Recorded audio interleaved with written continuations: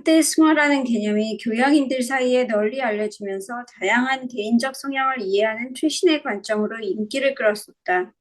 최근에는 추동 이론이 퇴조하고 정신분석 이론에 대한 일반적인 관심이 줄어들면서 정신분석 문헌에서도 승화가 이전보다 덜 언급되고 있고 대중의 주목 또한 훨씬 덜 받고 있다.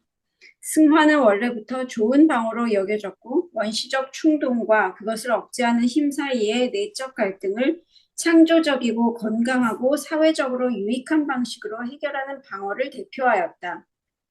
승화는 원래 프로이드가 생물학적 기반을 갖는 충동, 프로이드는 빨고 물고 어지럽히고 싸우고 성교하고 보여주고 보고 보여주고 상처를 입히고 고통을 참고 어린 것을 보호하고자 하는 충동 등을 여기에 포함했다.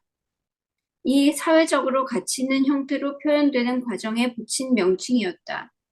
프로이드는 예를 들어 치과 의사는 가학증을, 행위 예술가는 노출증을, 변호사는 적을 죽이고 싶은 욕망을 승화하고 있다고 말할 것이다.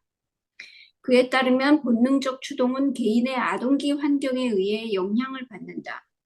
그래서 특정 추동이나 갈등이 두드러질 수 있으며 창조적인 방향으로 발전하여 유용한 활동이 될 수 있다. 승화라는 말은 여러분들이 많이 들어봤을 거예요.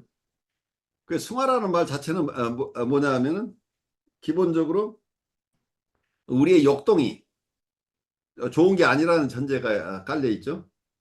반사회적인 역동을 사회적으로 용납될 수 있는 좋은 목적에 사용되도록 그 역동의 그 에너지를 좋은 목적을 위해서 사용한다, 이렇게 되는 거죠. 그래서 그 속에 깔려 있는 건 프로이드의 부정적인 인간관이 깔려 있다는 얘기예요. 인간을 내버려 두면 아주 못된 것을 가지고 있어서 성적 충동이나 공격적 충동으로 이 사회를 어지럽히게 하는 가능성이 굉장히 높은 게 인간이다, 이렇게 보고 있다는 얘기예요. 그 19세기 동물학이나 그다음에 부정적인 인간관이 프로이드의 이론의 밑바닥에 깔려 있다는 걸 여러분이 항상 잊어버리지 마세요. 그래서 거기서부터 발달해 나온 이론들은 이 반사회적인 충동을 가지고 있는 이 나쁜 인간들이 그 충동대로 살지 않도록 어떻게 할 것인가 하는 이론이 주축이 되어 있다는 얘기예요. 그래서 원래 가지고 있는 그걸 그대로 사용하면 더 큰일 나니까 좋은 뜻을 위해서 사용하도록 하자 하는 것이 승화라는 얘기예요. 그 승화라는 말이 아주 멋지지만 사실은 인간은 동물이야 라는 것을 전제로 하는 이론이라는 것을 이해하시면 어떨까 싶어요. 그래서 승화를 했다고 한다면 교양인이다, 이제 이렇게 되는 거죠. 승화를 시켰다는 건 뭘 승화시킨 거예요? 욕동을 승화시켜서 좋은 쪽에 사용했다는 얘기인데, 결국은 그래도 결국은 밑바닥에 있는 건 뭐예요? 욕동이라는 얘기, 드라이브라는 얘기죠. 인스팅트나 드라이브. 그러니까 우리는 평생 드라이브나 인스팅트라고 부르건 뭐라고 부르건 우리가 가지고 있는 내적 충동, 우리 내부에서 끊임없이 일어나고 있는 내적 충동, 내적인 욕동을 벗어날 수 없는 인간의 운명을 이 속에 담고 있어요. 그래서 이러한 것을 좋은 쪽으로 사용할 수 있는 좋은 채널을 통해서 사용하게 된다면 이건 억누르지 않아도 되잖아요. 욕동이 발현됐어요. 발현됐는데 욕동이 이 사회를 위해서 좋은 쪽이고 본인도 그걸 사용하는 것이 만족이 있다는 얘기. 그 속에서 만족이 있다는 얘기죠. 그래서 자기 만족을 얻는데 다른 사람부터 지탄받지 않고 만족을 얻는다. 결국은 여기서 플레서 프린시플이 그대로 적용되는 거예요. 욕망 충족이에요. 그래서 프로이드 이론 속에서는 욕망 충족의 이론이 밑바닥에 깔려 있어요. 플레서 언플레서 프린시플이라고 하는 것. 쾌락 불쾌락의 원리를 벗어나지 않아요. 프로이드가 봤던 리얼리티 프린시플, 현실 원칙 리얼리티 프린시플로 간다고 하지만 이건 쾌락을 잘 얻기 위한 방편으로서 리얼리티 프린시플이에요.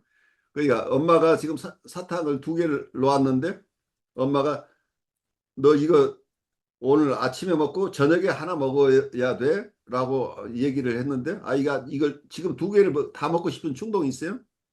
이게 역동을 바로 충족시키고 싶은 욕망이 있는데 아이가 처음에는 그렇게 했어요. 그랬더니 엄마가 너 전번에 2개 줬더니 더 2개 다 뭐 한꺼번에 먹었지.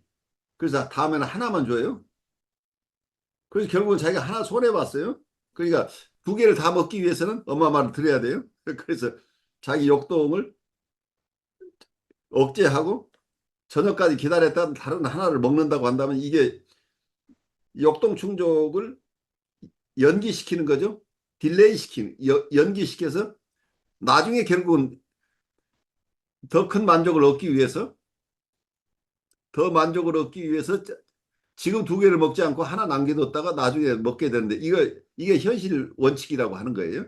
근데 현실 원칙이라는 것도 결국은 이 역동 충족을 위한 것이죠. 결국 쾌락을 얻기 위한 방편이라는. 그래, 우리의 삶은 욕망 충족의 과정이다라는 인간에 대한 이해가 숨어 있어요. 프로이드의 이론은 히더이즘이라고 하는 얘기가 쾌락주의라는 얘기예요.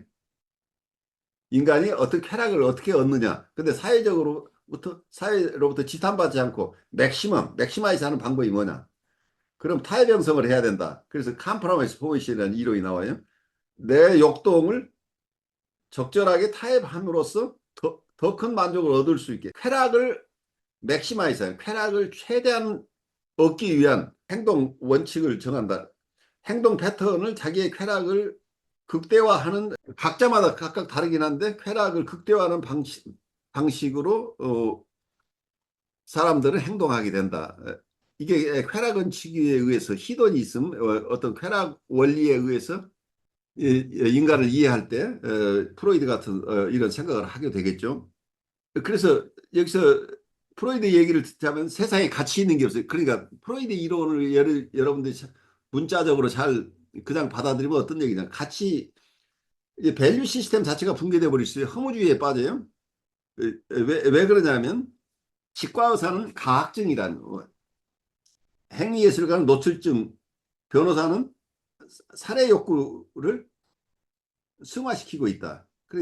그래서 성적 욕구나 살해 욕구나 이런 것을 충족시키는 방법으로 그 대상을 바꾸거나 환경을 바꾸어서 사회적으로 지탄받지 않으면서 존경받으면서 사실은 자기 욕망을 실현한다는 얘기죠. 자기의 쾌락을 이런 방식으로 충족하는 최적화된 쾌락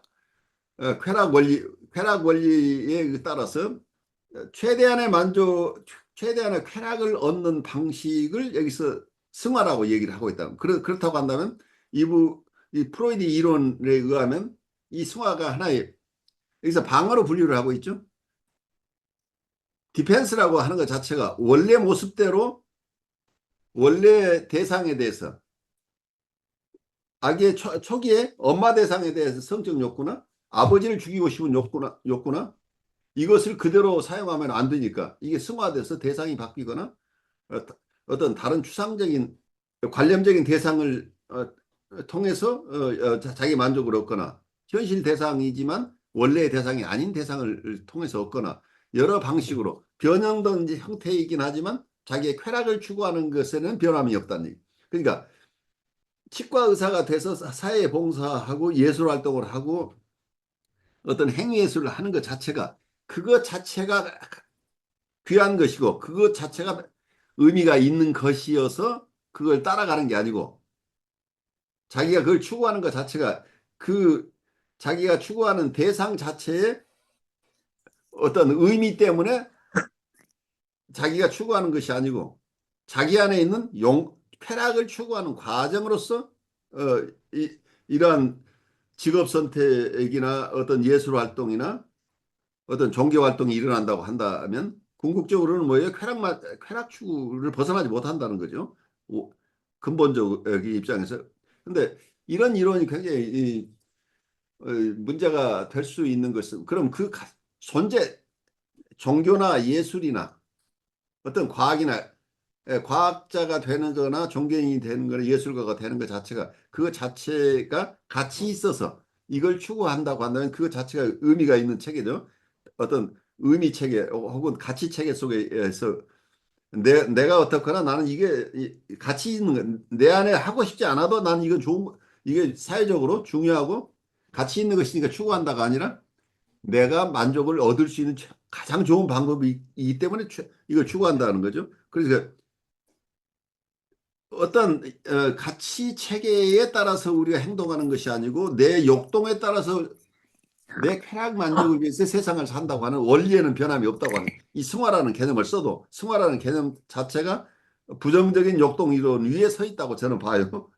그래서 만약에 승화를 했는데 자기 욕동 만족이 일어나잖아요. 그럼 쾌락이 없어요. 그럼 어떻게 과감하게 그 밸류 시스템을 버릴 수 있다는 얘기예요. 자기가 선택하는 과학적인 영역이나 예술적인 영역이나 문화적인 영역을 위해서 자기의 쾌락이 충족이 되지 않으면 그 자체를 가차없이 버릴 수 있다는 얘기예요. 그렇게 되면 여기서 리그레션이라는 얘기, 퇴행이 일어나면 원초적인 욕동 단계로 가. 그러면 성적 욕동 추구 정난한 성적 승화가 아닌 정난한 성적 욕동의 추구나 공격적인 욕동의 추구가 일어난다는 얘기예요. 그렇게 되면 이게 퇴행이 일어났다고 하는 것은 승화를 통해서 무의식적으로 얻고자 하는 쾌락이 얻어지지 않을 때는 승화를 통해서 달성하고자 했던 그런 것들이 다 무의미한 것으로 되면서 거기서부터 퇴행이 일어나서 승화되기 전에 욕동으로 퇴행한다고 한다면 퇴행이 일어나면 말하자면 예술가들 속에 갑자기 성희롱 사건이 발생하는 이런 일들이 있죠. 모든 사람들이 자기를 중심으로 움직이도록 이렇게 하는 것, 어떤 이런 사교 집단 비슷한 종교나 예술계에서 일어나는 것들이 바로 승화적인 현상이 일어났는데 이게 퇴행이 일어나는 경우에 원초적인 본능에 따라서 사람들이 움직이는 경향으로 이렇게 설명할 수 있는 부분이죠. 그래서 부정적인 인간성을 이렇게 승화라는 이론으로 포장할 수 있는 부분인데 그래서 이 개념 자체가 뭐라고 할까요? 역동 추구의 포장이기 때문에 어, 인간이 승화라는 개념 가지고 살아간다고 하는 것 자체는 굉장히 불완전해 보이는 거죠. 그래서 어떤 면에서 이 역동 이론이라는 것 자체를 우리가 깊이 이해해야 될 부분이 인간을 동물로 보기 시작하면은 이제 이런 현상으로 오는 거죠. 우리의 모든 활동 자체를 역동에 근거한다고 보기 때문이에요. 그런데 프로이드가 봤던 역동은 건강한 역동들이 아니고 그 사회적으로 용인되는 역동이 아니고 반사회적인 역동이라고 봤기 때문에 이게 이제 어려움이 생기는 거죠.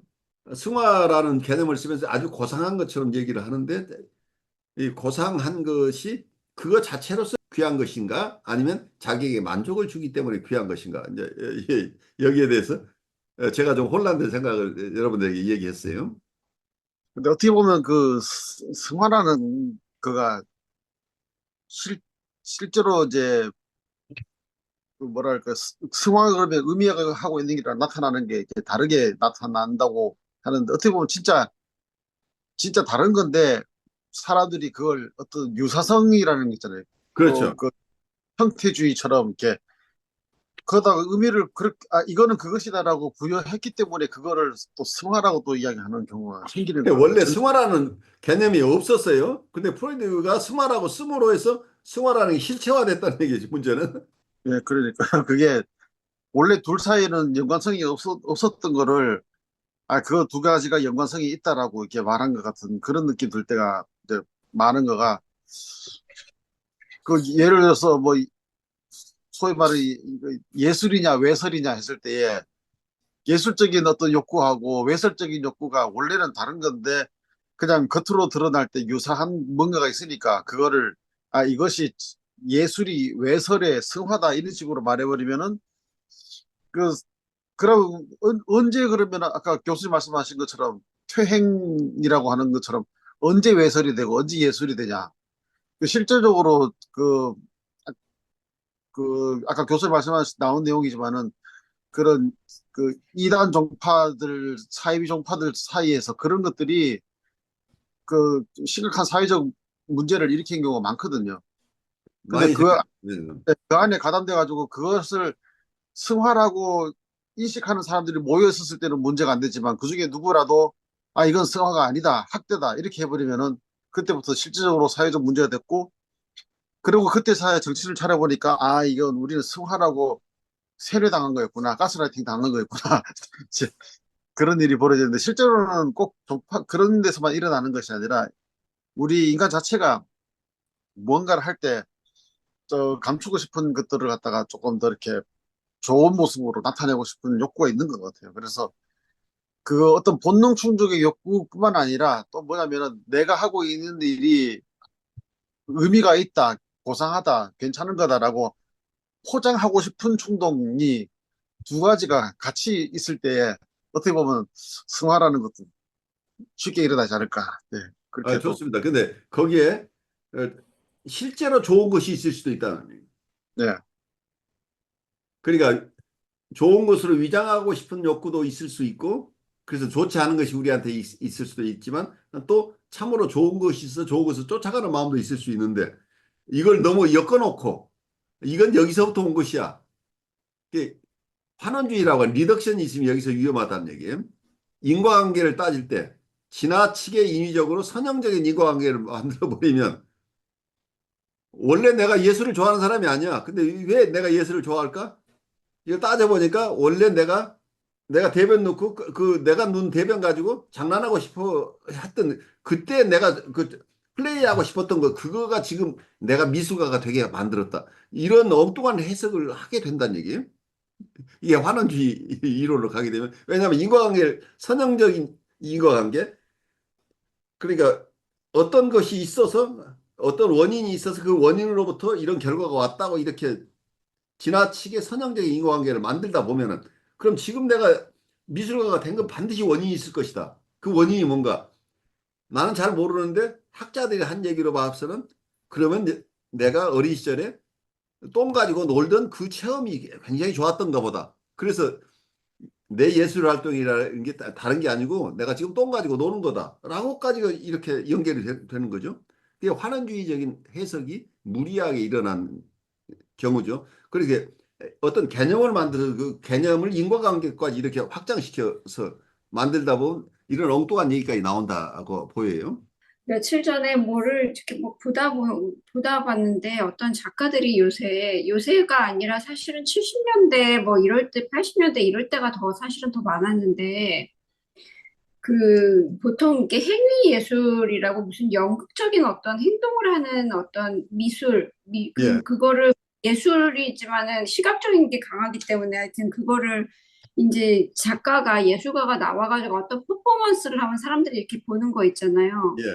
근데 거기서 굉장히 어떨 때 굉장히 놀랍기도 하고 잔인하기도 하고 굉장히 막 추하기도 하고 지금 뭐 똥 가지고 논다 이런 얘기를 하셨는데 그런 식으로 굉장히 어떻게 보면 추악하기도 하고 그 굉장히 쇼킹하기도 하고 이런 퍼포먼스를 한단 말이에요.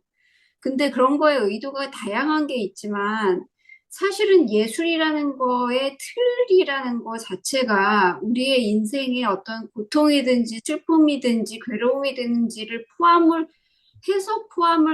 표현을 하더라도 예술이라는 틀 자체는 아름다움이라는 그런 개념을 내재해 갖고 있기 때문에 그것을 아름다움으로 승화시킨다는 개념이 항상 밑에 깔려 있어요. 그러니까 그렇죠.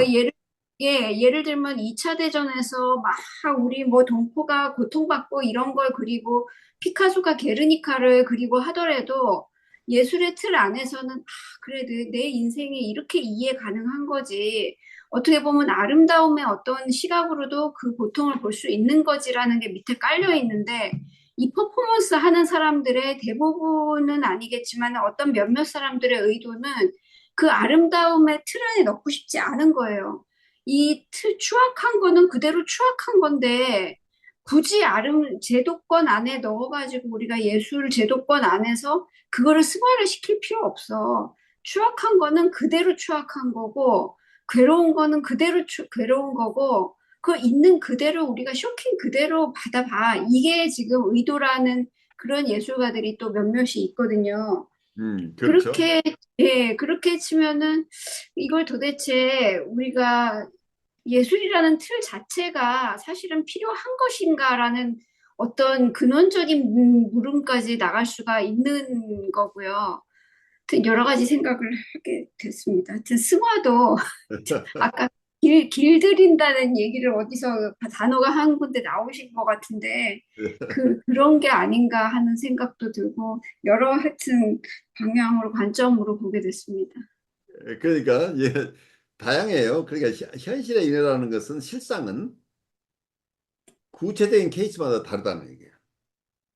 그러니까 우리가 예술이라는 하나의 테두리로 일반화시키고 그걸 추상화해서 얘기를 하게 되면은 사실은 굉장히 애매모호해지는 거예요. 그게 예, 구체적인 상황에서 어떤 분은 이걸 예술적인 개념으로 정말 자기가 아름답게 승화한 정서를 가지고 이 예술 활동을 하는 분이 있는가 하면 어떤 분은 자기는 그런 테두리를 벗어나서 나는 내가 느끼는 역동 그 자체를 표현하고 싶어. 나의 처함을 그대로 드러내고 싶어 라고 해서 그걸 있는 그대로 드러내서 만족을 얻는 사람이 있고 어떤 사람은 승화된 것을 통해서 만족을 얻는 것도 있죠. 근데 이 개념의 틀들이 모두가 어디에 있어? 프로이드의 역동 이론의 배경을 깔고 인간을 이해하려고 하는 것 때문에 이런 현상이 두 가지가 다 드러난다고 봐요. 그러면은 좀 약간 다르게 이거를 또 정리할 수 있을까요? 여기서 변성애 선생님이 또 전문가이시기도 한데요. 미술 치료를 할 때, 사실은 아까 지금 제가 말씀드린 어떤 예술 안에서의 승화의 개념하고는 조금 다른 접근이 또 있을 수 있을 것 같아요. 미술 치료 같은 걸 할 때 정말 우리가 알듯이 공격적이고 정말 정신분열이라든지 아주 그냥 공격적인 성향을 표현을 할 수 없는 아이들이 정말 미술 작품을 통해서 그거를 표현해내잖아요. 정말 그거야말로 정말 그것도 어떻게 보면 또 승화의 한 가지라고도 할 수가 있잖아요. 그렇죠. 그런데 예, 그 부분은 어쩌면 상징의 세계가 없는 로한 세계. 그래 어쩌면 이게 실제계예요. 자기가 정말로 느끼고 있는 원초적인 음, 정서들이 있고 원초적인 충동들이 있다고 그 충동의 세계를 그대로 행동화했을 때 사회적으로 용납되지 않는 거죠. 예. 그것을 언어로 통해서 표현하도록 도와주는 역할을 하는. 근데 직접 언어화가 잘 안 되니까 처음에는 상징을 사용하도록 언어 상징은 굉장히 고급 상징이기 때문에 많이 배워야만 쓸 수 있기 때문에 그전에는 어떤 도구가 필요한데 그래서 놀이 치료나 미술 치료를 통해서 어떤 매체를 통해서 자기의 역동이나 충동이나 어떤 판타지를 표현하도록 하는 틀을 만들어 주는 거잖아요.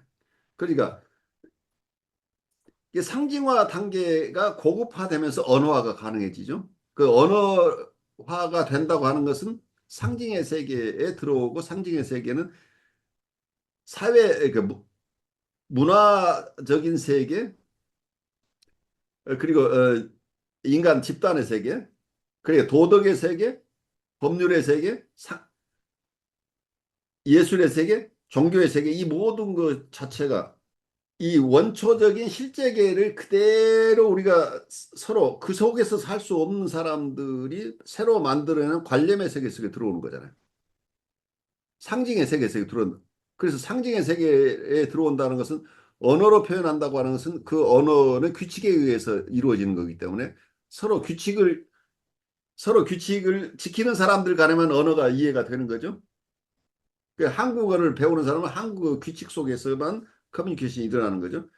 그러면 한국 사회에서 태어난 사람은 한국의 사회 문화 속에 있으면서 그 속에서 수용되는 방식으로 자기 안에 일어나고 있는 모든 것을 표현해내는 거죠. 상징이 없는 그 원초적인 단계에서의 상호 간의 교류라고 하는 것은 말하자면 동물들 간의 교류하고 비슷하니까. 교류가 일어나지만 상징의 세계 속의 교류가 아닌 상태에서 일어나기 때문에 그 원초적인 상태에서밖에 교류가 없는 그 사회 속에 그 동물의 사회를 벗어나지 못한다고 하는 것에서 인간의 사회로의 소셜라이제이션이 일어나는 것이 상징화의 세계죠. 언어를 배우는 것과.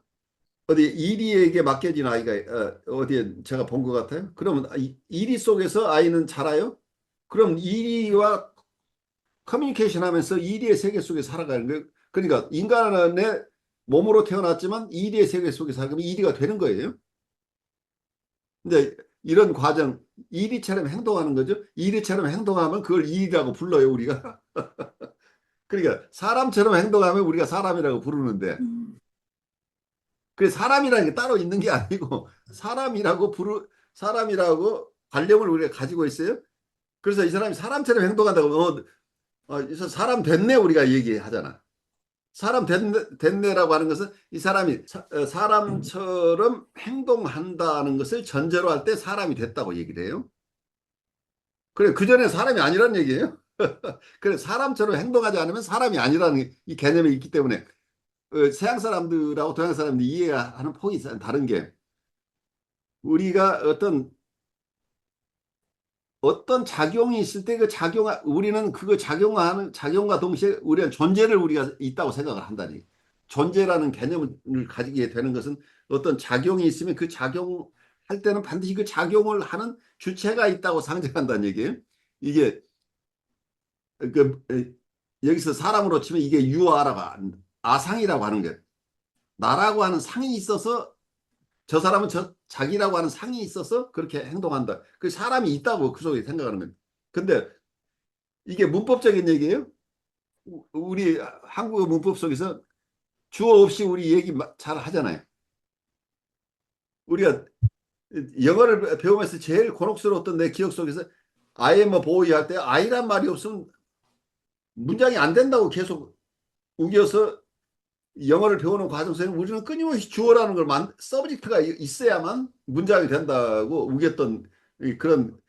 그래서 우리는 항상 무엇이 주어냐 목적어냐를 계속 따지잖아. 근데 한국어 전래 우리가 익숙했던 한국어 속에서는 어때 주어 없이 말하는 경우 많이 있지 않나요?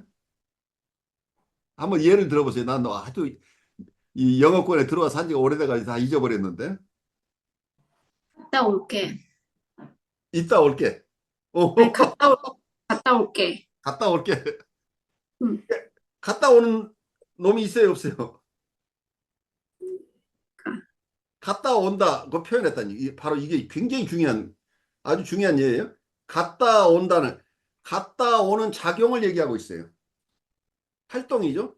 갔다 오는 활동만 얘기하고 있지 내가 간다 누가 간다는 얘기 안 하잖아요.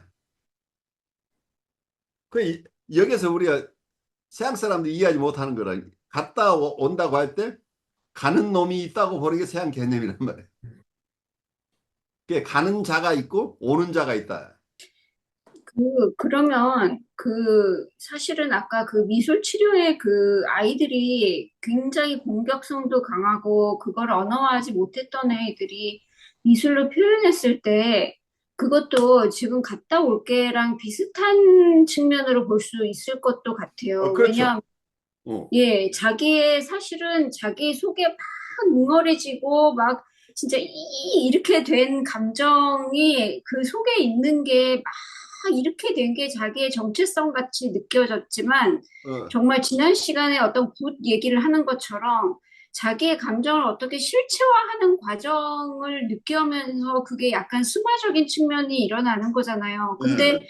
갔다 올 때 자체도 사실은 그 행동 속에 내가 있는 건데 내가 따로 있는 게 아니고 그 행동 갔다 오는 그 행위를 하는 그 속에 나의 어떤 주체성이나 정체성이 있는 것인데 그 아이들도 자신을 어떻게 커뮤니케이션이 가능한 어떤 방식으로 또 보여지는 어떤 실체적인 어떤 방식으로 표현해내면서 자기감을 더 가지게 되는 것도 어떻게 보면은 승화라고 할 수가 그렇죠. 있을 것 같은 생각이 그게 바로 들어요. 승화되는 거죠. 예. 애들이 자기 안에 있는 지금 울분이 막 있어요. 근데 가서 자기 동생을 패주고 싶고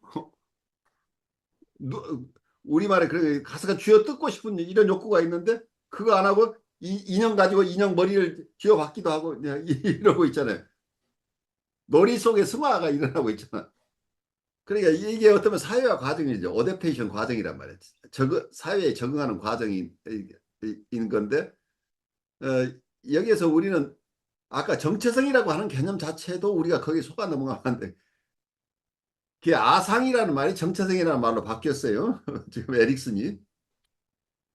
그러니까 이고라는 말 자체가 자라는 말 자체가 동양 사상에서 끊임없이 제기됐던 게 이 나라고 하는 놈이 있느냐 없느냐가 문제예요. 근데 이걸 아주 멋들어지게 학자마다 이거라고 하지 않고 셀프라고 얘기를 하기도 하고 어떤 사람은 아이덴티티, 그 정체성이라고 그래가지고 자기가 새로운 것을 만들어낸 것처럼 얘기를 하는데 다 그럼 뭐 나라는 놈이 있다 없느냐 이 얘기란 얘기. 근데 서양의 모든 지금 정신분석이나 철학이 거의 대부분 이 아상을 전제로 한 얘기다.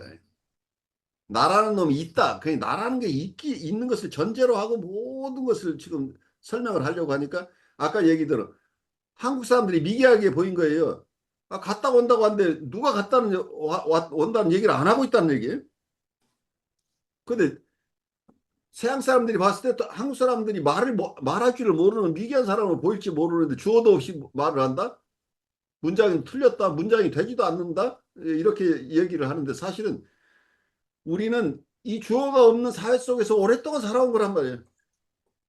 무아의 세계를 이미 우리는 깨친 민족이란 말이에요. 나라는 놈이 항상 가기만 하는 내가 있는 것도 아니고 오기만 하는 내가 있는 것도 아니라 그게 불가에서 열애라 여거 이런 말을 쓰는데 석가 열애라 오고 감이 흔적이 없는 것을 열애라고 얘기한다고 그래요. 왔다 온 사람도 없고 간 사람도 없어요. 그래서 태어난 것도 아니고 죽은 것도 없다고 하는 게 이제 이런 것들이라면 그냥 여기에 이런 사는 과정 부처로서 활동한 동안에 부처라고 불렸어요. 근데 이 사람 그냥 사라졌어요. 근데 이 사람은 부처가 부처 행동을 하니까 그동안에 부처였어요. 근데 원래 부처로 태어난 바가 없어요. 그리고 이 사람은 부처가 태어난 적도 없고 부처로서 행위하는 사람이 없어졌어요. 그래요. 우리가 부처라는 활동이 멈췄어요. 그럼 부처가 없는 거예요. 근데 부처는 원래 부처라는 행위만 있었을 뿐이지 부처가 따로 있었던 게 아니니까 부처는 태어난 적도 없고 죽은 적도 없다. 그러니까 우리 관념에 속지 말자는 얘기. 우리는 부처가 태어나서 부처가 죽었다고 생각을 하는데 부처는 부처 행동을 하니까 그걸 우리가 부처라고 불렀을 뿐이라는 얘기예요. 그냥 이름이라는 얘기예요. 관념이라는 얘기예요. 그래서 관념과 실체를 우리가 구별을 해야 된다는 얘기예요. 실상 불가에서 많이 쓰는 게 실상이라는 얘기. 실상 말하자면 리얼리티라는 얘기죠. 락강이 불가의 개념을 빌려간데 어쩐지 모르겠지만 상징계, 상상계, 실제계라고 했을 더 리얼이라고 하는 게 더 리얼이라고 표현해놓고 아주 신비한 것처럼 얘기하고 있는데 이거 동양에서는 그 리얼은 실상이라는 얘기로 아주 2000년, 2500년 전부터 동양 사람 익숙한 개념이라는 얘기. 우리가 개념이라고 하는 이 환상 속에서 우리는 살아요. 근데 그것이 불필요한 것은 아니에요. 이 세상을 살아가는데 우리가 꿈을 꾸고 있다고 한다면 우리는 꿈속에서 아, 꿈속에서 내 자아상이 필요해요. 그래 아상이 필요해요. 내가 누군지 알고 사람들하고 그러니까 여러분들이 연극을 하게 되면 나한테 맡겨진 역할에 충실하려면 내가 누군지 아까 얘기한 정체성, 에릭슨 얘기한 정체성을 내가 가져야 되죠. 어떤 불가의 세계 아상이 있게 돼요. 그 아상에 따라서 활동을 해야 사람들하고 교류가 일어나는 거잖아요. 그렇지만 내가 누구라고 하는 정체성 자체는 내가 변하지 않는 내가 없다는 것을 전제로 이걸 이해를 해야 됩니다. 그러니까 융이 아주 멋들어지게 이런 경우에 뭐라고 불렀죠? 이런 것 페르소나라고 하는 페르소나라는 게 다른 게 아니고 아상이에요. 여러 개의 아상 중에 하나일 뿐이라는 얘기예요. 내가 선생님으로서 상이 있고 내가 아빠로서의 상이 있고 다 있잖아요. 그러니까 자아심리학자 입장에서 본다면 우리의 표상이라는 얘기.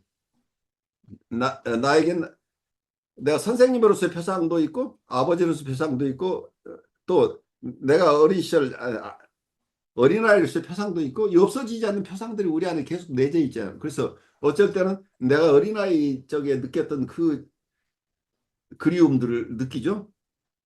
내 피지컬은 나이가 몇 살이 되건 어린 시절에 동심으로 돌아가기도 하죠. 그러니까 우리에게 많은 표상이 있는 거죠. 이게 다 말하자면 하나하나가 다 아상이에요. 근데 이 인생을 사는데 이 아상이 필요해요. 그래서 이것이 무의미하다는 게 아니고 무상이라고 했을 때 무상하다는 것 자체가 모든 것이 무의미하다는 이런 공론으로 흐르면 안 된다. 그러니까 불가의 세계는 무상이라는 것 자체를 허무주의로 받아들여서 니체처럼 되지 말란 얘기예요. 허무주의를 넘어서는, 그러니까 진공요율이라고 하는 것 자체가 우리가 원리로서 근원적으로 살펴보면 우리가 나라는 게 따로 원래 있어서 이렇게 사는 게 아니고 내가 여러 역할을 하면서 사는 거야라는 걸 내가 보라는 얘기. 그러니까 내가 내 삶을 만들어 간다고 하는 것. 그러니까 결국은 내가 나를 창조해 나가는 관념 속에서는 아까 시간에 우리 강 목사님 얘기했지만 아담이 한 일이 이름 붙이는 거라고 아까 설명해 주셨어요. 사물에 대해 이름 붙이는 건데 결국은 내가 이 세상에 이름 붙이면서 관념을 만들어 가면서 내 세계를 넓혀가는 거죠. 그러니까 그런 점에서 내 내적 세계는 내가 창조자죠. 창조라는 개념을 좀 넓혀서 생각해 보시면 이 우주의 창조자가 자기라는 얘기예요. 사유의 과정 속에서 우리가 어떤 사유를 하고 있는가 하는 쪽에서 보자는 얘기예요. 우리 불가의 어떤 종교를 얘기하는 게 아니고 불가에서 보는 어떤 인간에 대한 관찰 방법, 인간을 이해할 때 인간들의 활동을 어떻게 이해하는가를 볼 때 그 중에서 우리에게 도움이 되는 부분이 있으면 우리도 그 통찰을 가져올 필요가 있는데 내가 내 삶을 만들어 간다고 하는 것. 그러니까 결국은 내가 나를 창조해 나가는 관념 속에서는 아까 시간에 우리 강 목사님 얘기했지만 아담이 한 일이 이름 붙이는 거라고 아까 설명해 주셨어요. 사물에 대해 이름 붙이는 건데 결국은 내가 이 세상에 이름 붙이면서 관념을 만들어 가면서 내 세계를 넓혀가는 거죠. 그러니까 그런 점에서 내 내적 세계는 내가 창조자죠. 창조라는 개념을 좀 넓혀서 생각해 보시면 이 우주의 창조자가 자기라는 얘기예요. 불가에서 보는 어떤 인간에 대한 관찰 방법, 인간을 이해할 때 인간들의 활동을 어떻게 이해하는가를 볼 때 그 중에서 우리에게 도움이 되는 부분이 있으면 우리도 그 통찰을 가져올 필요가 있는데 내가 아는 세계는 내가 경험한 세계예요. 그러니까 그것을 내한테 시기라는 표현을 써요. 내한테 시기 있어야 내 안에 어떤 시기라는 표현은 자아심리학적으로 얘기한다면 표상이에요. 레프리젠테이션인데 이 시기 어쩌면 아상이기도 하죠. 우리가 나라고 느끼는 것이 나한테 나의 표상이 있다는 얘기죠. 그 대상에 대해서 마찬가지로 대상 표상이라고 우리 얘기하고 있는 거. 대상관계 이론을 아마 제 생각에 우리 첫째 시간 이론 다음 학기까지 하고 그 다음엔 대상관계 이론을 좀 중점적으로 다시 한번 공부할 필요가 있다는 생각을 하는데 어쨌든 대상이라는 거하고 자아라는 것은 결국 자아와 대상이 이분법으로부터 서양은 계속 이 두 가지를 따로따로 발달시키고 있잖아요. 그러니까 자아심리학에서는 이 아상 중심의 정신분석이에요. 대상관계를 경계라고 불가의 세계는 대상을 중심으로 이해를 하고 있는 거죠. 그래서 자아와 대상을 따로따로 연구하고 있는 게 서양 학문이에요, 지금. 인간에 대한 이해를 자아로서 봐야만 옳다. 아니, 대상으로부터 봐야 된다. 근데 이 두 가지는 자아와 대상은 상호 우전적으로 일어난다. 연기에 의해서 일어난다는 얘기예요. 자아가 생겨나는 것은 대상이 있기 때문에 자아가 생겨나요. 대상이라고 하는 것은 자아가 있기 때문에 대상이 이해가 되는 거죠. 그래서 상호 인과라고 할까요? 상호 연기적으로 이해를 해야만이 이게 이해가 되는 거예요. 그 자아와 대상이 따로 있는 게 아니고 자아를 내가 자아라고 한다는 건 대상에 대한 개념이 있어서 내 자아라는 개념이 생겨나는 거예요. 그래서 분리할 수 없는 것들이에요. 근데 인위적으로 이걸 분리해서 요즘 미국에서 관계적 이론이라고 하는 것 자체도 어떻게든 이걸 두 개를 합쳐보려고 애를 쓰고 있는데 우리가 인간의 사유의 한계 때문에 이 통합적으로 볼 수 있는 능력이 없다는 얘기예요. 통합적으로 볼 수 없기 때문에 불가피하게 나누어서 본다. 분별해서 보는데 우리가 얘기하는 자아라고 하는 것 그리고 대상이라고 하는 것 자체가 우리가 가진 인식 능력의 한계 때문에 불가피하게 통째로 볼 수 없어서 나누어서 보고 있다는 것을 항상 잊지 말아야 된다. 그래서 내가 자아 쪽에서 하는 얘기만 가지고 이게 다 얘기되는 게 아니고 그 반쪽인 대상 쪽의 끝까지 합쳐서 봐야만 전체를 볼 수 있다는 얘기예요. 그래서 이 두 가지 이론이 다른 이론이 아니라는 얘기예요.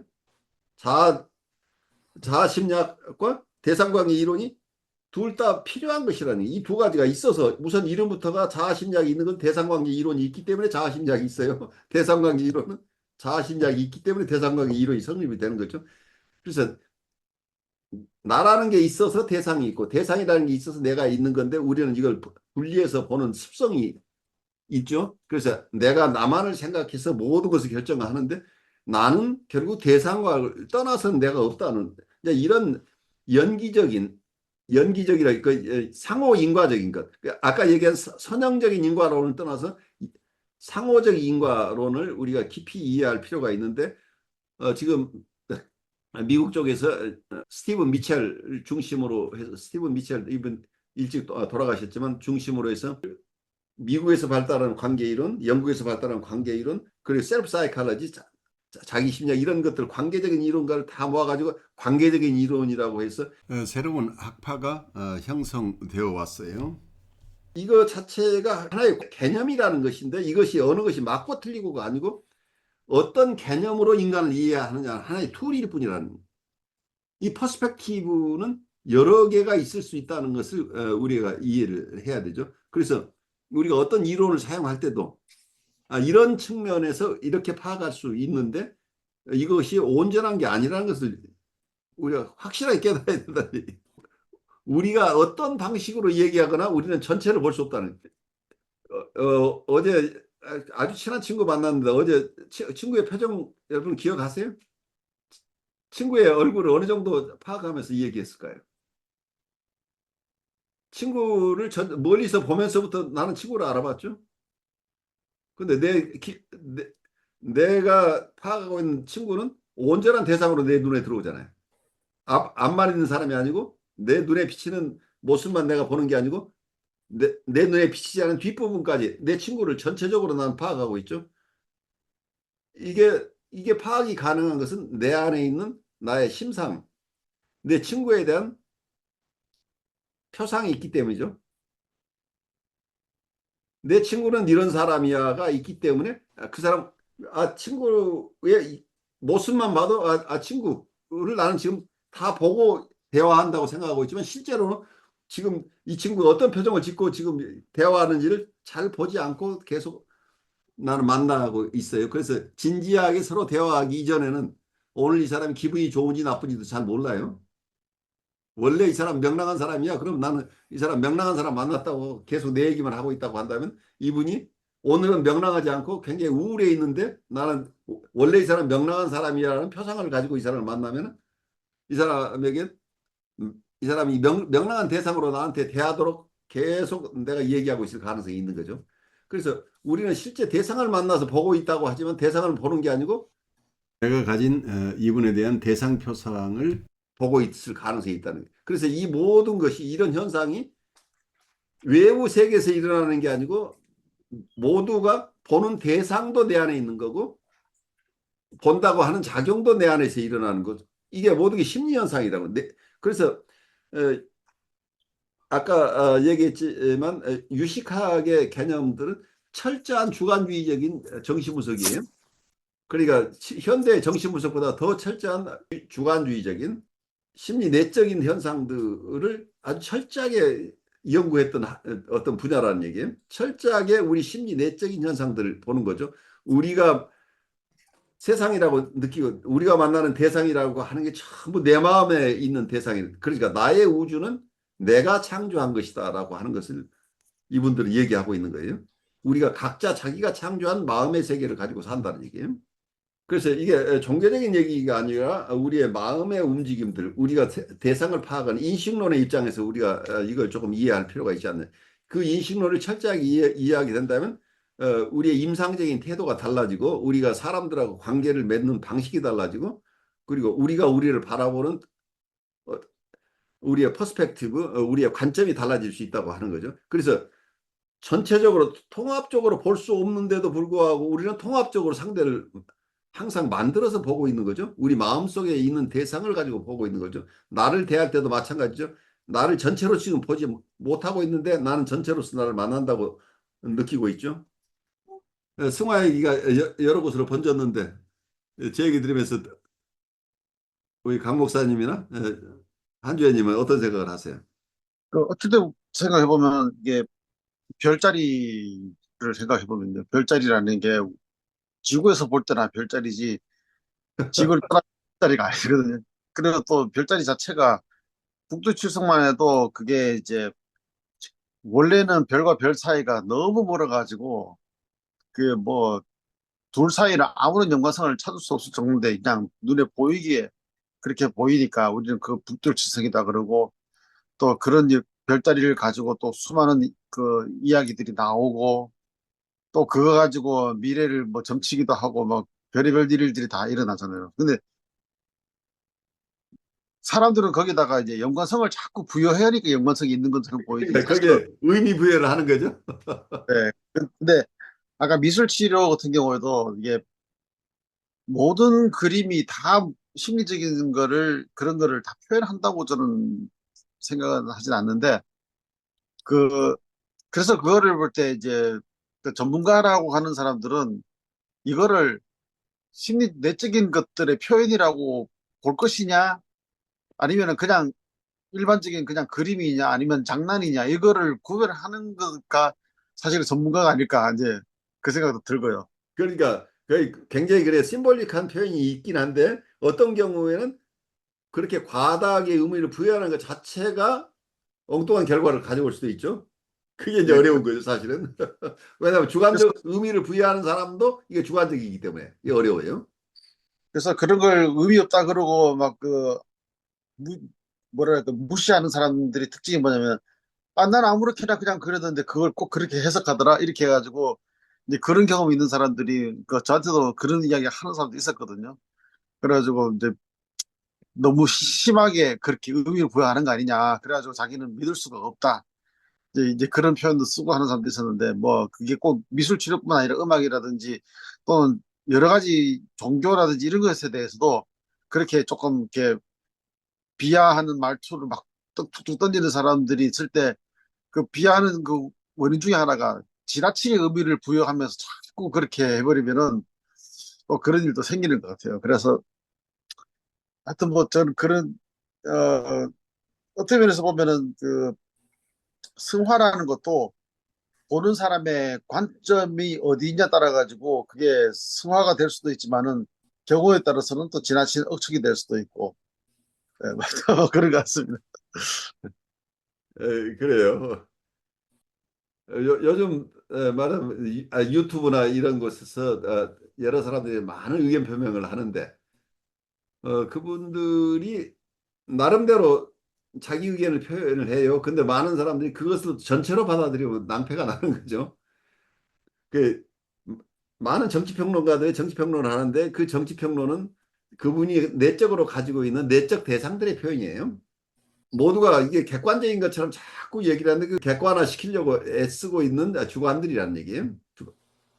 그런데 이것이 자기의 주관에 의해서 관찰된 것, 자기의 주관적인 어떤 관점들을 일단 표명하면 그 객관적인 것으로 거기에 의해서 지배를 받는 이제 이런 상황들도 일어나는 거죠. 그래서 자기가 가진 견해하고 다른 견해들은 다 나쁜 것이고 다 엉터리고 이런 쪽으로 막 가는 거죠. 근데 자기가 가지고 있는 어떤 그 표상 자체가 자기의 경험, 자기의 시계에 의해서 한정되어 있다는 것을 우리는 많은 경우 잊어버리죠. 나는 모든 것을 다 관찰했어. 이제 이렇게 되는 거죠. 성화라는 단어를 평소에는 수업 전에는 뭐 되게 어떤 좋은 의미로 저는 이해를 하고 있었는데 이게 어떤 방어 기제를 위한 하나의 또 방법이다라는 거를 알게 됐고요. 이 성화가 결국은 어떤 보는 사람의 어떤 개인적인 어떤 의미 부여가 아닌가라는 생각을 잠깐 해봤습니다. 음, 특히 뭐 상업적인 어떤 이해관계가 있는 뭐 평론가들이 어떤 시인의 작품을 이렇게 뭐 평가를 하는데 이게 시인의 개인적인 어떤 그 의도보다는 어떤 평론가들의 어떤 그 평론에 의해서 이렇게 좀 왜곡될 수 있겠다라는 생각을 잠깐 또 해봤습니다. 평론이라고 하는 것도 굉장히 주관적인 것이기 때문에 그것이 원래 작가의 무의식을 읽어낸 것인지 자기 안에 있는 어떤 것이 노하게 자기한테 있는 것들이 나온 것인지 아니면 평론가의 무의식을 내 무의식이 적정하게 잘 포착해서 잘 표현하고 있는 것인지 구별하기 굉장히 힘들죠. 승화는 두 가지 이유에서 심리적 공경을 해결하는 가장 건강한 방어로 간주되었다. 첫째, 이것은 인간이라는 종의 유지에 유익한 행동을 촉진한다. 둘째, 이것은 관련된 충동을 방출할 뿐이다.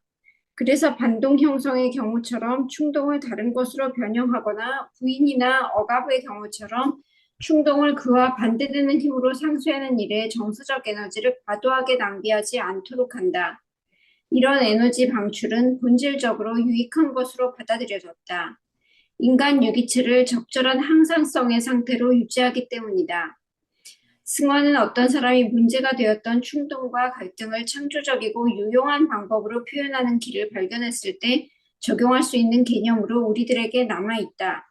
심리치료의 목표가 유아적 추동으로부터 벗어나는 것이라고 보는 일반적인 오해와는 달리 건강과 성장에 관한 정신분석의 입장은 우리 본성의 유아기적인 면들이 성인기 내내 살아남아 있다고 본다.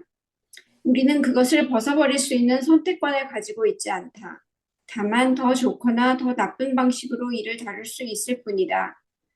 분석적 치료의 목표는 자기는 자기의 모든 측면들을 그 가장 원시적이고 혼란스러운 측면까지도 이해하는 일과 자기 자신에 대한 애정과 연민을 키우는 일과 오래된 갈등을 새로운 방식으로 해결하는 자유를 확대하는 일을 포함한다.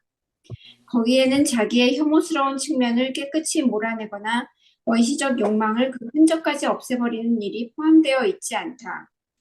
승화가 자아 발달의 정점으로 여겨진다는 것은 인간에 대한 그리고 우리의 타고난 잠재력과 한계에 대한 정신분석의 기본 태도에 관해서 많은 것을 말해준다.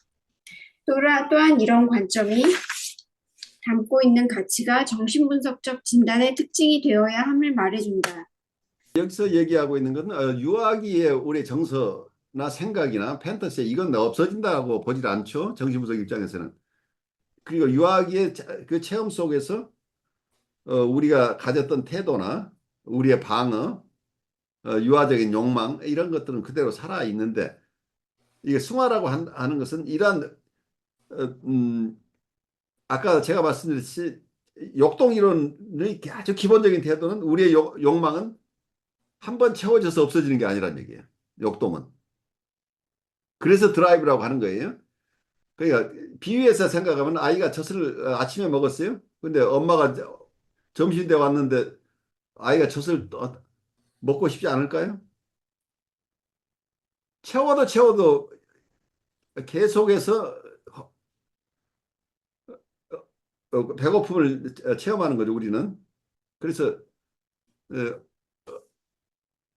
어떤 욕망이라고 하는 여기서 역동이라고 표현하고 뭐라고 얘기를 하건 우리가 문제되는 역동은 말하자면 우리가 다른 쪽에서 결핍이라고 하는 건 결핍은 문제가 되는 결핍이라고 하는 것 이것은 결핍이라고 표현하건 우리의 역동이라고 하건 이 역동은 정신분석이 다루고 있는 역동들은 한 번 만족했다고 해서 없어지는 것들이 아니고 지속적으로 발생한다고. 그러니까 성적 욕동이나 공격적 욕동이라고 프로이드식으로 얘기를 하는데 성적 욕동이나 공격적 욕동이 한 번의 어떤 상황 속에서 이게 만족됐다고 해서 없어지는 게 아니고 이건 아무리 만족을 해도 또 시간이 지나면 또 그게 일어난다는 얘기예요. 그래서 이걸 프로이드는 신체에서 발현한다고 본 거예요. 우리의 몸을 없앨 수는 없잖아요. 그 신체적인 것이라고 봤던 거가 이런 깊은 연유가 있는 거죠. 이게 없앨 수가 없다는 게 이게 인간으로서 살아하는 이 역동에서 벗어날 수 없다는 거예요.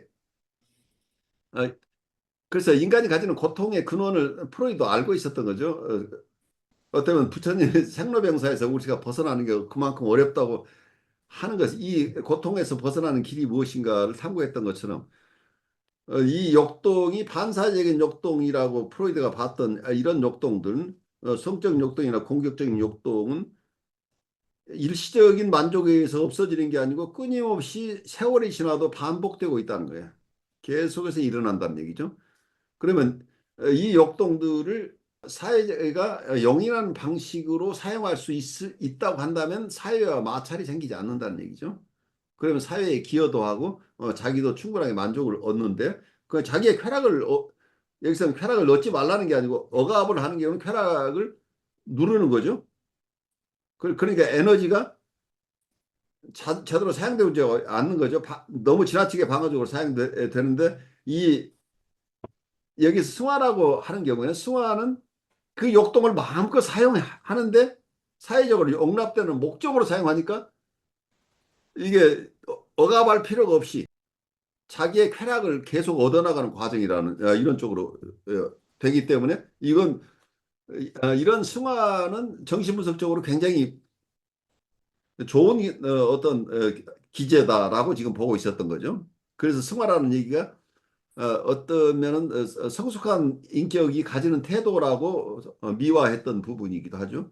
그런 긍정적인 측면이 있는 거죠. 그러면서 사회적으로 적응이 잘 되면서 자기 쾌락도 충분하게 만족시킬 수 있는 이런 기제다라고 이해를 했던 거죠. 그래서 어떤 면에서 우리 안에 있는 어린 시절에 어린 시절부터 가지고 있는 우리의 어떤 우리가 만나고 싶지 않은 반사회적인 욕동이나 그로 인한 환상이나 그로부터 오는 여러 가지 불편한 정서나 이런 것들로부터 우리가 완전히 벗어날 수는 없지만 그 승화된 삶이라고 하는 것 자체를 개인과 이 사회가 모두에게 도움이 되는 방식으로 우리가 벗어날 수 없는 이 욕동의 세계를 살려내면서 자기의 발달과 사회의 발달이 동시에 일어날 수 있는 것이다라는 이런 개념을 만들어냈다. 서블리메이션 자체가 이런 솔루션이 있지 않느냐라고 어쩌면 제시한 거죠. 그러니까 승화라는 게 원래 있는 어떤 것이 아니고 이런 방식의 해결책이 있지 않을까라고 해서 그 승화라는 개념을 만들어내고 이런 경우엔 아까 치과 의사는 이때 이런 승화 예술가 종교인 모두가 이런 범주에 속한다라고 이렇게 분류를 하고 있는 거죠. 그래서 이것도 승화나 서블리메이션이라는 것도 우리의 개념의 산물이죠. 그러니까 이게 실체가 아니고 원래 승화라는 것이 있어가지고 승화를 우리가 갖다 쓰는 것이 아니고 우리의 마음의 작용을 반사회적이라고 프로이드가 걱정했던 이 우리의 욕동의 세계를 사회와 적응시켜서 살아내는 방식을 승화라고 이름 붙였다. 이제 저는 그냥 이렇게 이해를 해요. 그러니까 이거 자체가 좋은 것 나쁜 거가 아니고 이 사회와 개인 간의 바람직한 관계는 어떻게 설정할 것인가. 프로이드의 입장에서 보는 솔루션이에요. 근데 이 욕동 이론을 배제하는 이론 쪽에서는 이런 승화의 개념을 쓸 필요가 없죠. 대상관계 이론 쪽에서 본다면 우리는 욕동을 추구하는 게 아니고 관계를 추구한다고 한다면 그 관계가 어떻게 서로 잘 이루어질 것인가에 포커스를 맞추는 거지. 우리의 욕동을 승화한다는 개념 자체를 쓰지 않는다는 얘기, 그쪽에서는. 그리고 이 모든 것이 개념이라는 것을 우리가 이해를 해. 우리가 개념을 실체화하지 않도록 여러분들이 제가 계속 반복하고 있는 건 개념을 실체화하게 되면 우리의 괴로움이 생긴다는 거예요. 그러면 왜냐하면 개념은 추상적인 것이고 우리가 조작해낸 것이에요. 우리가 머니필레이션에서 관념의 세계 속에 하나를 만들었어요. 이런 것을 내가 이런 개념을 지금 프로이드로 배웠어요. 근데 이걸 절대적인 것으로 생각하고 이게 내가 지금 승화된 삶을 살고 있는 거야 안 하는 거야 하고 너무 이거 실체시하지 말고 이런 개념은 프로이드 나름대로 동물적인 존재라는 것을 전제로 했을 때 이런 솔루션을 찾아보고 싶었다. 그래서 여기에서 승화라고 이름 붙여서 이론화했을 것이다라고 그냥 생각을 하면 어떨까 싶어요. 저는 어떤 느낌이냐면 아까 뭐 승화가 이제 욕동의 방출 표현으로 이렇게 하는데 어떨 때는 보면 그게 되겠나 싶은 생각이 드는 거죠. 그렇죠. 어떤 승화 자체가 어떤 욕동과의 어떻게 보면 연결 관계가 없는 일일 수도 있다 생각이 들고요. 뭐 그러니까 예술 이게 승화라는 개념 자체가 역동 이론을 전제로 할 때만 이게 되는 거예요. 어떻게 보면은 예술이라는 것이 욕동의 승화가 예술이 아니라 원래는 그 사람이 예술 활동할 수 있는 창조력이 있었는데 어떻게 생각하면 욕동이라는 것에서 에너지만 가져오지 않았을까 이제 그런 생각도 들고요. 예, 근데 이제 그거가 이제 에너지라는 어떤 활동에 대한 에너지를 욕동이라는 것이 보통 뭐 심리적으로 처음에 그걸 리비도라고 얘기했었죠. 예, 거기서 리비도라는 개념이 마치 리비도가 눈에 보이는 것처럼 있는 것처럼 처음에 생각을 했어요. 그러니까 에너지를 끌어와서 내가 무슨 삶의 어떤 뭐 힘으로 삼았다 그렇게 하면은 뭐 그럴 수 있겠지만은 근데 원래 그 사람이 가지고 있던 예술적인 어떤 창조력이라든지 이런 것들이 있었는데 단지 그걸 표현할 때 이제 추진력이 없었다가 이제 그게 생겨서 그렇게 되면은 그걸 승화라고 해야 되느냐 이제 그런 생각도 들기도 하고요. 어떻게 보면은 욕동 그 욕동 만족이 되면은 뭐 예를 들어서 배가 고프면 음식을 먹고 나면은 먹는 대한 생각을 잊어버리는데 승화라고 표현을 써버리면은 배고프면 그대로 남은 상태에서 먹는 어떤 그 연극 같은 행위를 하는 걸로 되면은 계속 배고픔이 남아 있으니까 그걸 반복적으로 강박적으로 그걸 계속 이제 해가는 이제 그런 꼴이 되잖아요. 그러니까 이게 참 어떻게 보면 승화라는 말을 갖다가 너무 이제 누군가에 의해서 개념화된 거를 너무 쉽게 사용하고 있는 상황인 것 같기도 하고 뭐 하여튼 그런 생각이 들었습니다. 그래요. 그래서 여러분이 해탈한다고 하는 것은 어쩌면은 여러분이 관념의 세계에서 벗어나는 것이라고 생각할 수 있어요. 실상의 세계로 들어간다는 얘기예요. 개념의 세계, 우리가 만들어 놓은 개념의 이 촘촘하게 얽혀 있는 이 개념의 망에서부터 벗어날 때 여러분이 대자유를 얻는다. 프리덤이라는 얘기, 해탈이라는 게 자유를 얻는 거죠. 우리의 사유의 폭이 넓어진다는 얘기예요. 내가 모든 걸 선택할 수 있다는 거예요. 어떤 나의 행동이 승화냐 아니냐 이런 게 따지는 게 아니고 그런 개념을 넘어서서 내가 실제 내 안에 아까 말씀하신 창조력이 있다면 내 안에서 내가 무엇을 이룰 것인가는 이거 실존적인 선택이죠. 그러니까 매번 내가 무엇을 해나갈 것인가를 내가 결정할 수 있다고 한다면 실존적인 선택을 하면서 내가 의미 있는 삶을 살 수 있는데 이걸 너무 환원적으로 역동이론으로 연결시키면 내가 하는 이 예술 활동도 이게 결국은 쾌락을 얻기 위한 거야 라고 결국 인간의 활동 모두를 비하하는 결과가 올 수 있기 때문에 이 환원주의적인 선형적 인과론을 저는 아주 조심해야 된다고 생각해요. 우리의 그러니까 고귀한 예술 활동이나 문화 활동이나 어떤 과학 활동 자체를 그거 자체로서 의미를 부여하지 않고 그 자체를 의미를 부여하지 않고 우리의 원초적인 어떤 최초의 경험이나 우리가 타고난 어떤 욕동 불가피하게 우리가 어린 시절에 가지고 태어난 그 욕동 충족을 위해서 이런 활동을 한다. 욕동 충족 활동도 있어요. 있지만 우리의 삶 전체를 여기 환원주의적으로 모든 것을 거기에 무리한 인과관계, 선형적인 인과관계로 이론화하는 것 자체가 우리를 오히려 가둬버리는 게 아닌가. 자유를 오히려 박탈하는 이론으로 갈 가능성이 있어서 여러분들이 어떤 이론을 배우더라도 그 이론을 넘어서는 이런 통찰을 함께 배워야 되지 않을까 하는 생각을 해봐요.